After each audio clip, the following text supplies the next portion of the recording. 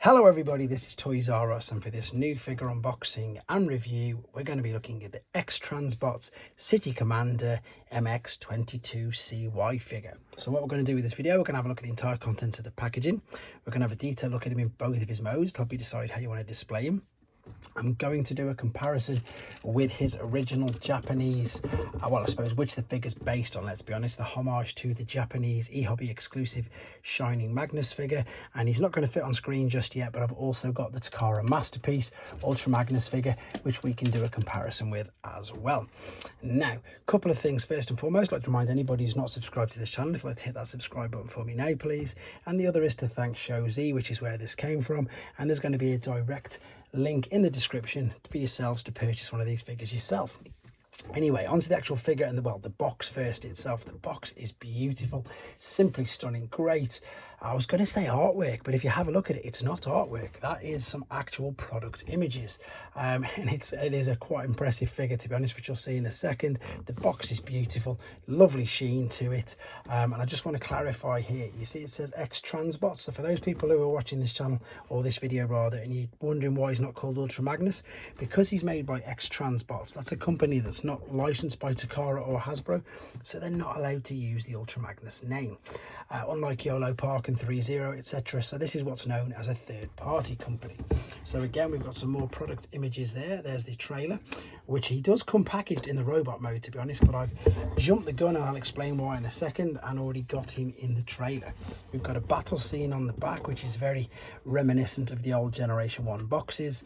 And again, even though it's not an official product, he's got a tech spec on the back, which you can read. You don't even need a decoder. But that is how he's packaged. Absolutely beautiful. So inside the box, he's packaged again, because he's not bound by the same laws as Hasbro and Takara. It comes inside this clamshell in robot mode. He comes packaged in a lovely little protective bag. There are 5 additional face I suppose expressions, which you can see. I've took one of them out there, which is that. There's also 2 additional eye visors, which we've got as well. Let me just move this. And there's also, you'll see this in a second and you'll have a laugh and you'll see why I've got him changed in. So we've got a sticker sheet guide, the stickers, again very reminiscent of the original figure, and of course we've got a collector's card. Now he comes with, and I'm not joking, this is like a novel. This is his instruction book, and this is the main reason why I'm going to start with him in the transporter mode. The instructions are, it's crazy. It's literally like a novel. Look at this, and I'm going to be dead honest straight off. I had to use emgos Just Transform It video because it's just ridiculous, and that's my biggest bugbearer with this figure before we go anywhere. This is my second X-Transbots figure that I've reviewed, the other being, I suppose, the Motormaster trailer. Again, both of these are just ridiculous and just take way too long to transform, but it's such a pity. And look how beautiful this is. It is huge. This is him in his transporter mode, and again, it is clever. I can't say it's not clever. I'll talk a bit more about it in more detail in a second. I just want to show you this.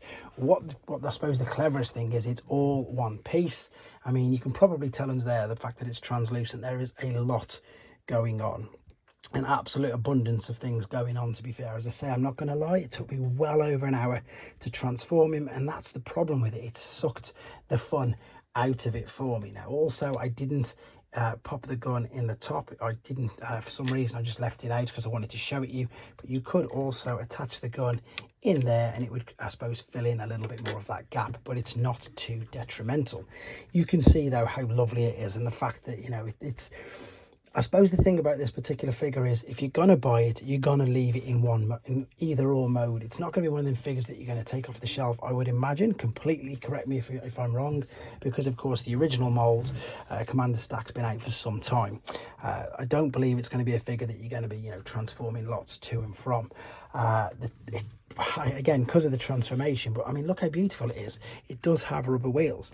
It's got lovely chrome wheels inside. It's got translucent windows. I probably need to just push that a little bit further forward. Let me just drop this down for you.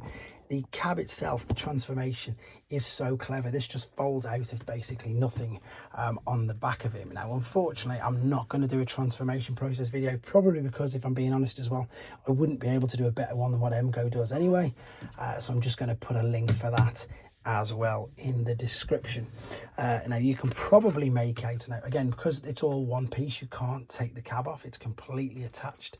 You can see all the molding detail all the way along this, and again, this mold has been used for just the standard, and in fact it's in the picture of the instructions, to be honest. So this was the instruction book I just showed you. So the original figure looked like this, and they've just, again, exactly the same as what Hasbro and Takara did. They've just used the mold and given it us in a different color. Now, I think what I want to do again is try to give you an idea of just how big this is. So I'm going to bring in some masterpiece figures. I'm going to bring in some mainline figures for those of you who, like me, normally just collect mainline. There is Leader class Dreadwing. There is a Voyager class Bludgeon, which you can see. I know it's not really giving it much, I suppose, comparison because they're in robot mode. So if I bring in, oh, I've just tripped him over with him, Masterpiece Trailbreaker, which again is quite a large Autobot car in the Masterpiece line. It's massive, and the beautiful thing is, I'm going to show you in a second, you can, of course, with it being a transporter trailer, we can bring these down like so, and of course he can drive up and he can fit in here absolutely no problems whatsoever. And you could probably put Masterpiece Bumblebee in there, or you could have two of the cars. I've got, this will close up as well. Let me turn it around to the side. I've got a deluxe drag strip that will fit. I've got a Generation 1 boss. So you could, you know, exactly like in Generation 1, you could fit a couple of cars on each side, as in each level rather, and hopefully now that's sort of giving you an idea of just how big it is. You know, Generation 1 Ultra Magnus was a big mold as well, so it's, you know, it's way bigger than that, which we're going to see again in more detail. And as I say, this is the main reason why I've got him into this particular mode already, because when I get him back into robot, believe you me, I will not be transforming him again, just purely because, and I said this in the other X-Transbot video I did, it took the fun out of it for me. It took the fun out of what I can't deny is a sensational looking figure. It is amazing looking in both modes. It would definitely be a centerpiece in any collection because of A, the size of it, and of course B, the color. It just looks great. One other thing I need to obviously clarify as well, these don't fire. To my knowledge, I was just thought I'd better check. You can pull them off, you can adjust them, you can move them around, but they don't fire. The back comes off as well. The smokestacks aren't sharp, even though obviously this isn't aimed as a kid's toy. Do you know what? I don't really think there's much more else to say about it. I think I just want to show you the cab in a little bit more detail, just so you can appreciate again all the work that's gone into it. Everything's perfect. Even though this is in about 15 different panels, it just looks lovely. And I think hopefully I've done the cab and the trailer some justice. What we're going to do now, though, we are going to come back, and as I say, I apologize already, but Emgo's transformation is going to be in the description. We're going to have a look at him in his robot mode and do the main comparisons. Okay, we're back, and as you can see, he's in his robot mode and he just looks stunning, absolutely amazing. I can't imagine anybody who's going to purchase this who won't be displaying him in this particular mode, but obviously we have looked at the trailer, but we've got to look at this in some proper detail. Yeah, it's so clever, and I do want to stress that although I've not done the transformation on this video, the transformation process, yes, is very time consuming, it is quite fiddly, but when you get it back to this particular mode, it is so totally worth it. One other thing that I really want to stress as well is that at no point, even though it was, you know, fiddly and quite overcomplicated, at no point did I feel that I was going to break it or that the plastic was going to break, snap, or even get a stress mark. Of course, when you've got figures like this, the stress marks show instantaneously, and at no point, as I say, I want to reiterate that because I think it's very important, did I feel that I was going to break it. The translucent plastic on figures now is so much improved from, you know, the early days when they did just unfortunately used to just break. Right, let's have a look at the figure. Before we do the articulation though, I wanted to show you that of course you can open up his chest to have a look at the matrix. So let's have a look if I can get my fingers in there. The matrix is brilliant. I mean, look at the detail on this. It's all chrome. It looks lovely. It doesn't light up, unfortunately. I'll show you that there is actually a light up function on this figure, but I don't have the battery available to show you. We can pop that in there. That should again just balance. There we go. Closed. Oh, I've just knocked it off. Let's lean it up. It's because I've got him on a funny angle whilst trying to fit him completely in this, as I say, review station. He's just huge. I'll do some size comparisons for you in a second. So that fits in there. And now what I'm going to definitely have to do, hope that this works. I've just set something up just a little below here, purely because now I've gone too low. What I'm going to do then is show you this. We're going to take the front off. Now remember all them different face plates and I suppose expressions you had? You can see where this is going to fit. So I've got a different one. That's his just normal sort of look, shall we say. I'm going to slide that in there. And I suppose you can see there, I think, where the LEDs would light up. And that's why we've got them spare little I suppose visors as well, isn't it? That's why there's the spare visors, because they're translucent plastic, so that will definitely help with the light up feature. Right, there we go. That has gone into there. So let's just have a quick look before we look at the articulation. I mean, you can of course you can see because it's translucent, but in the obviously normal version you wouldn't see all these wheels and everything just tucks away incredibly. Right, let's have a look at articulation. Hopefully I can get it all in for you. So with the head fully articulate all the way around, looks up and down as well, and as you can see, you can change the facial expressions as well. Same for these rockets. These will go all the way around, up, down, to the side. Shoulders, these are all on ratchets. They'll click around and around. They will go out to the side, but only that far, because of course it's restricted. However, you can then move the elbow joint right the way out if you want. So you've sort of got this T. Of course, the arm on that side will do exactly the same. You've then got the bend at the bicep. You've got the swivel underneath the shoulder.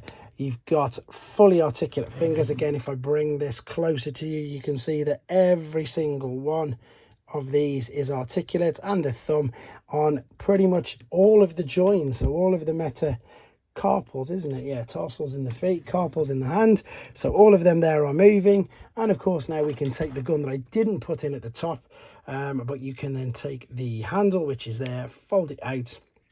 If anything, and this sounds like I'm being really over pedantic, this gun just feels really light and maybe a little bit cheap for this, for the product. The whole product, the box, the packaging, everything just gives me this, oh, I'll just drop that, this impression of like a real premium product. And then you get the gun and it's just light and hollow. So let's just pop that in his hand there. You can of course position that anywhere. I've left the trigger finger out as well because I think that looks pretty good. I'm going to take it out of the way though for now, so we can do the rest of the articulation. So there is skirts on the front, on the back, everywhere. So you're going to have a full range of motion in these legs, and these again are on ratchets. It'll swing all the way up. I can bring this up. Now, one thing to make you aware of, you can probably tell these are die cast. So these are metal and they are quite heavy. So when I went to do that, I'm knocking everything over it, which you can't see. It may be awkward. You can see for it to balance purely because of the weight. So you've got the top, you've got the whole of the hips, you've got the side coming down here, and the feet. You can't see the feet. The feet there, they are metal. This is die cast. It is really heavy. It is really robust. There is a knee bend. There is also a huge ankle tilt and rock as well. See, that will come off. It will move around. It will lift backwards and forwards. Once again, you know, it is incredibly articulate, and it is obviously a masterpiece scale-sized figure. So talk of the, I suppose, speak of the devil, as they say, masterpiece figures, etc. He is pretty much just a fraction smaller than the Takara. Again, I can't really speak for the normal version. Again, if you're getting this, you're getting it because you like the homage, or you just like the fact that he looks amazing. They've both got their I suppose best parts. They're just both great figures, and obviously Takara don't do this particular version. So if you want the shining version, then you've got to go with the X transbots. I've just got a few other masterpiece figures here, just again to give you an idea of scale. I thought I'd bring out all the yellows today. So there's Sunstorm. Oh, Sunstorm, he's not yellow, I know, cross-cut, but I just wanted to bring out another relatively large figure. Again, for those people who don't collect Masterpiece, and maybe you're thinking of going down that alleyway and starting to collect other things, to give you an idea of how much sort of space you're going to need, there's Leader Class Jurassic Park figure, which of course is the same as Megatron. I can bring Dreadwing back in as well, so you can see completely towering way above all of these sort of standard figures. If you collect Generation 1, let's again just make a bit more space. Oh, there we go, he's fell over again, doesn't matter. I'm going to, of course, bring in Shiny Magnus as well in a second. I don't even think you're going to be able to see little G1 Bumblebee at the bottom. You can just about. So hopefully, as I say, you're getting an idea of just how big this figure is. So for more mainline figures, or figures that are relatively out now, shall we say, or in the last few years, these are all deluxe. I know they vary completely in size as well. So let's move them out of the way. And of course, one of the main ones that we've got to do now is this guy. So he's a darker yellow. Now I don't know if that's because they may have got in trouble for obviously a complete copy of it. I can't speculate, I don't really know, but it is of course the only Masterpiece version I've seen of a Shining Magnus. I know New Age do a little version. Speaking of New Age, if you collect Legends scale third-party figures, New Age, Magic Square, Doctor Wu, I was forgetting which ones they were, and funnily enough another translucent figure, Iron Factory. Like I said, rest assured guys, with the translucent plastic, no issues at all. Again, if the only thing that is me being, maybe I don't know, maybe I'm just being too pedantic, the transformation process for me is a bit lengthy, as I say, but this obviously isn't aimed at kids. It obviously isn't aimed to be played with. It is a brilliant display piece, and as I say, I imagine that whichever mode you choose to display him in, you probably won't be transforming to and from a lot due to the difficulty and the complexity, and I don't know why you'd want to be honest. I'm just going to quickly, in fact no, I'll keep him there. I'm going to wind it up. I'm just going to make sure that I've covered every single thing there is to cover on this figure, give you a couple of spin arounds because he doesn't even fit on the turntable. Just a reminder, rubber, well, the tires are rubber, the wheels are chrome, loads of metal and die cast parts on the legs.